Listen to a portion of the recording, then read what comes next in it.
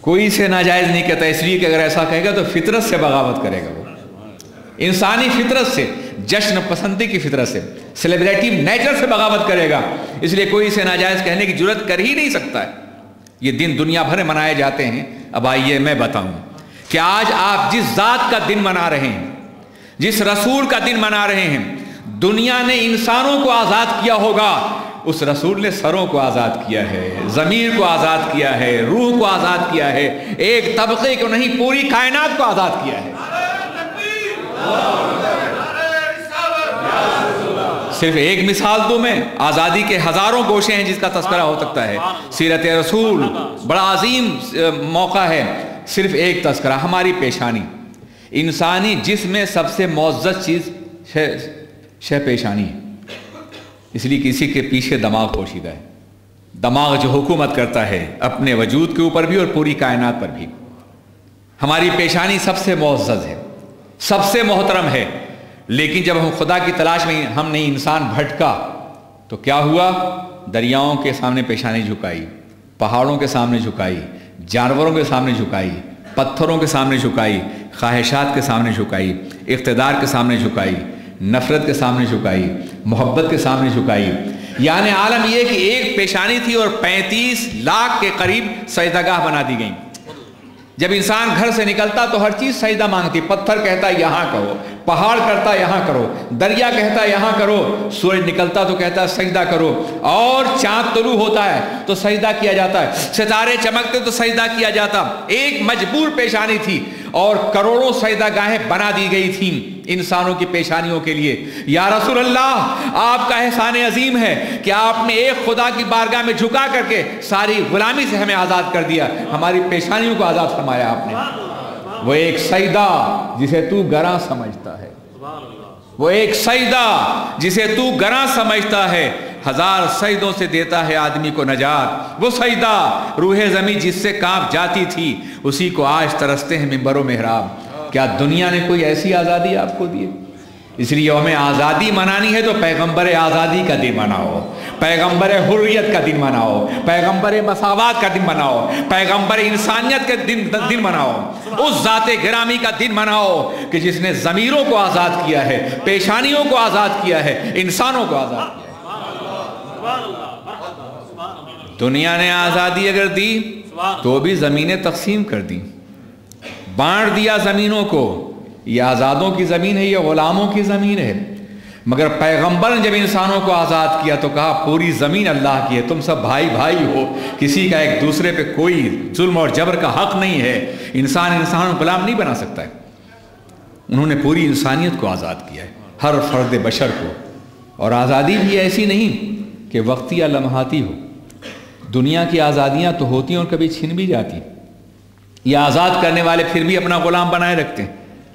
جتنے ملک آزاد ہوئے ہیں کالونیوں کے دور سے، وہ سب غلام ہیں کسی نہ کسی شکل میں، اپنے پوپٹ بٹھال رکھے ہیں جو حکومت کر رہے ہیں۔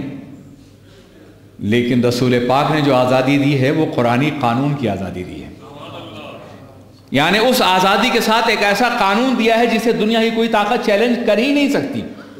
تم ستاروں کو نہیں پوچھ سکتے، تم دریاؤں کو نہیں پوچھ سکتے، تم پہاڑوں کے سامنے نہیں جھکو گے، اس لیے کہ سب تمہارے غلام ہیں، تم ان سے بلند ہو۔ سبق ملا ہے یہ معراج مصطفیٰ سے مجھے کہ عالم بشریت کی زد میں ہے گردوں۔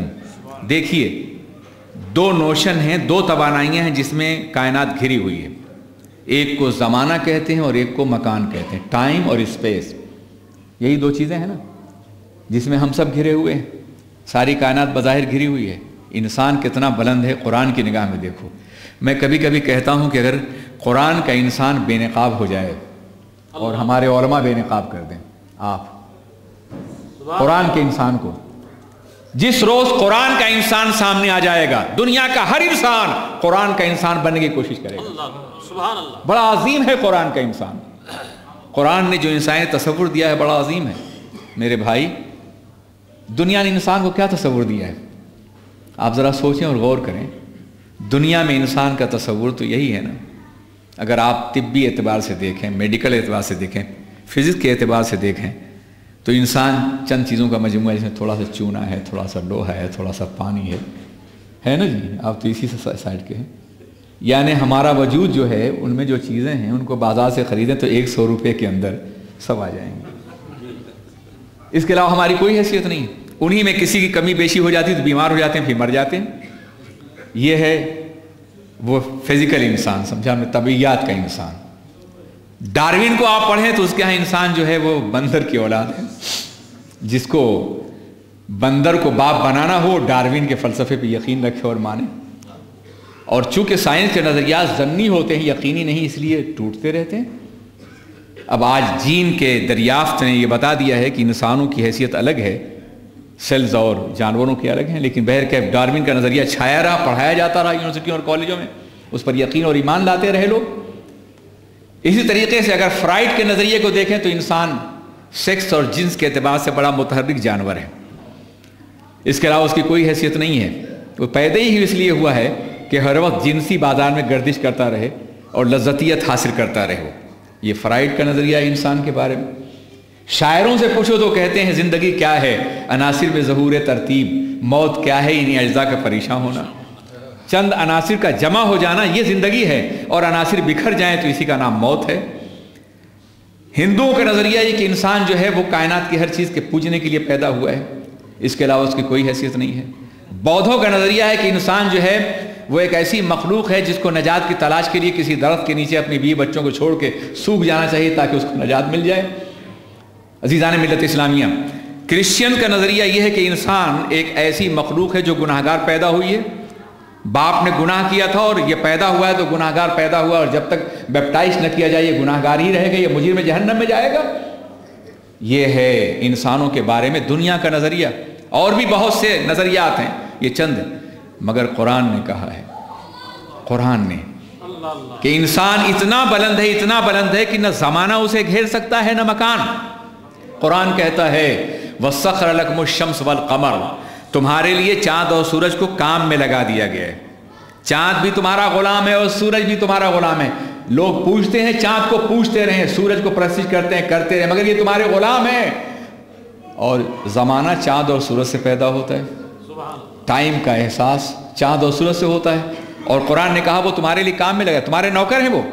قرآن کہتا ہے وَسَخَّرَ لَكُم مَّا فِي السَّمَاوَاتِ وَالْأَرْضِ، تمہارے لیے مسخر کر دی وہ ساری چیزیں جو زمینوں میں اور آسمانوں میں ہیں۔ تو زمین و آسمان دائرہ مکان ہے، یہ دائرہ ہے مکان یعنی اسپیس کا، تو گویا اسپیس بھی غلام ہے۔ تو انسان کے غلام کا غلام زمانہ بھی ہے اور اسپیس بھی ہے، اس لیے فرمایا گیا ہے خرد ہوئی ہے زمان و مکان کی زناری، نہ ہے زمان نہ مکان لا الہ الا اللہ۔ ساری کائنات زمان و مکان کی غلام ہے، مگر خدا کا بندہ اور لا الہ الا اللہ کا ماننے والا زمانے سے ہی بلند ہے اور مکان سے ہی بلند ہے۔ اور یہی وجہ ہے کہ رسول پاک کو پہلے تو زمانے اور مکان دونوں سے پہلے پیدا کیا گیا۔ سبحان اللہ، سبحان اللہ، انسانی شیپ میں آئے تھے نا وہ، سبحان اللہ، فیشیل آؤٹ لک تو انسانوں ہی جیسا تھا، سبحان اللہ۔ تو انہیں زمان و مکان سے پہلے پیدا کیا گیا، نہ زمانہ تھا نہ مکان تھا۔ کیوں جانتے ہو اس کی وجہ کیا ہے؟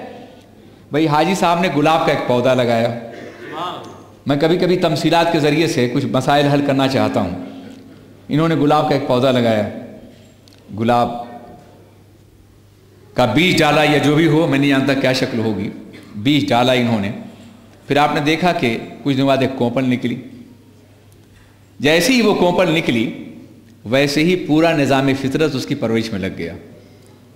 زمین نے غذا فراہم کی، آسمان نے غسل کرایا، شبنم نے وضو کرایا، سورج نے دودھ پلایا، نسیم سحر نے جھولا جھلایا، تب جا کے دھیرے دھیرے پودا پروان چڑھا۔ اور پھر کچھ دنوں کے بعد موسم بہار آ رہا ہے، اور یہ تو پھولوں کا ملک ہے، یہ تو پھولوں کا ملک ہے نا، کلیوں اور بہاروں کا ملک ہے، یہ سمجھا، فلیگ اینڈ فلاورز کا ملک ہے آپ کا، یہاں آپ زیادہ آسانی سمجھیں۔ کچھ دنوں کے بعد یہ ہوا کہ وہ جیسے ہی بڑے بڑے گلاب کھلے تو یہ گئے بڑے پیار سے گلاب کے چہرے پہ ہاتھ رکھا، میرا گلاب۔ زمین چیخ اٹھی، حاجی صاحب اتنا بڑا جھوٹ تو نہ بولو، تمہارا گلاب؟ میرا سینہ چیر کے تم نے اس کی قلم لگائی تھی، تمہارا گلاب ہے یہ؟ ابھی زمین یہ کہہ رہی تھی کہ ہواؤں نے کہا جھوٹ مت بولو، یہ میرا بھی گلاب ہے، میں نے اسے جھولا جھلایا تھا۔ بارش نے کہا خاموش جاؤ، میں نے اگر پانی نہ پلایا ہوتا، اسے غسل نہ کرایا ہوتا تو یہ مر چکا ہوتا۔